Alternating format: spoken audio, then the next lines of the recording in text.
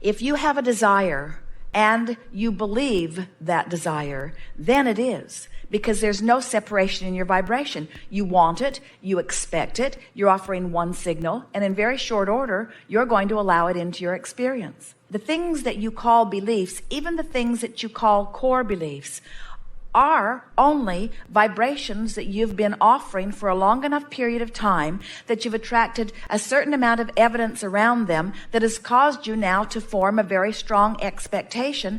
And the reason that they feel like core beliefs is because they remain stable in your experience. In other words, you've believed it, life shows itself to you in that way, so you come to just believe it. We want to shake things up a little bit by explaining to you that just because you see a lot of evidence of something, and just because it is considered to be truth, because it's documented and evidenced by scientific surveys or by historical documents, or even by large numbers of people who answer the polls that say, yes, this is the way that it is, we want you to come around to understanding that just because something is true doesn't mean that it deserves your attention. We want you to set a new criteria for what you give your attention to. And we would like that new criteria to be the same criteria that your source uses, which is, how does it feel when you give your attention to it? A belief. A belief. I believe, you say. I believe that there are people on the planet who can do anything. I believe that there are people who have cancer. Maybe both true statements within your belief system. But when you add the criteria of how it feels when you activate the belief, now you have a new reason to focus differently, don't you?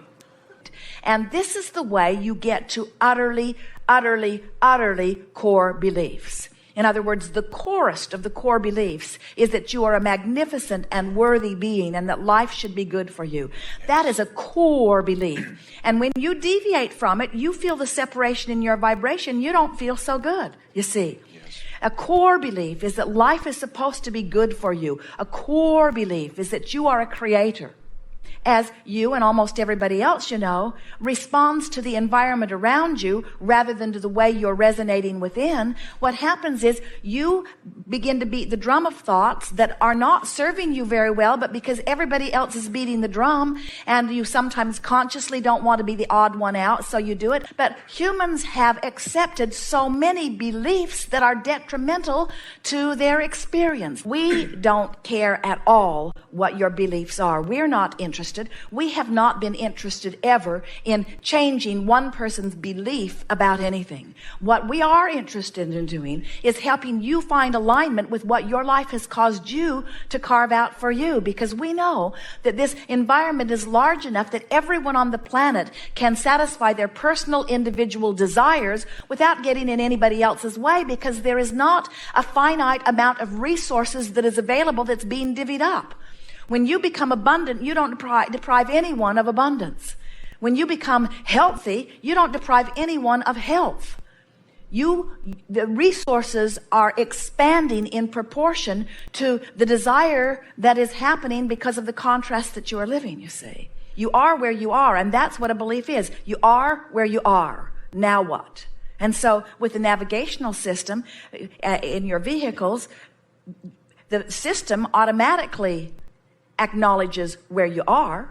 You program in where you're going. The system knows where you are. But then the route immediately begins to be calculated from where you are to where you want to go.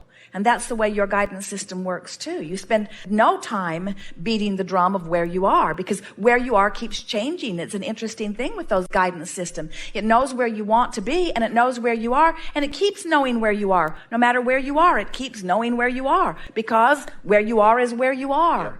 And what happens with so many humans, because they are aware that they are not yet where they want to be, and they are so aware of where they are in relationship to where they want to be, that then they spend lifetimes trying to explain how they got to where they are, which just makes them stay where they are longer and longer and longer and longer and longer. Where you are is where you are is where you are is where you are. So what? You're always somewhere on your way, and when you get your eye on where you're going, then the current beliefs don't matter so much. If you could get the desire factor really reverberating, and the where I am factor not reverberating so much, you'd move faster to where you want to be. But we think it's this need to justify.